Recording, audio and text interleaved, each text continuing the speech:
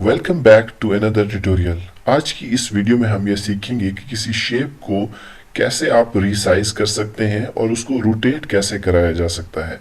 दोस्तों, आप किसी भी शेप को सबसे पहले सिलेक्ट करें और किसी कॉर्नर से पकड़ के उसको आप रीशेप कर सकते हैं। जिस शेप को आप बदलना चाहते हैं, जिस स्टाइल से, आप मुख्तलिफ कॉर्नर को इस्तेमाल करके ये सिलेक्शन टूल की मदद से आप उनको छोटा बड़ा या शेप को जो है वो रीसाइज या रीशेप कर सकते हैं। पहली बात तो है इसके साइज को बढ़ाना या कम करना, और दूसरा जो है इसको रोटेट कैसे करना है। आप किसी भी कॉर्नर पे आए तो ये जो सिंबल आपको नजर आ रहा है, दिस वन, ये शेप को रोटेट करने के लिए है। तो आप किसी भी कॉर्नर के ऊपर जाकर अगर इसको देखें तो आपको ये ऑप्शन मिल जाता है, और माउस को ड्रैग करके आप अपनी जो शेप है उसको आर्टबोर्ड के ऊपर मूव करा सकते हैं। होप सो कि आपको वीडियो अच्छी लगे।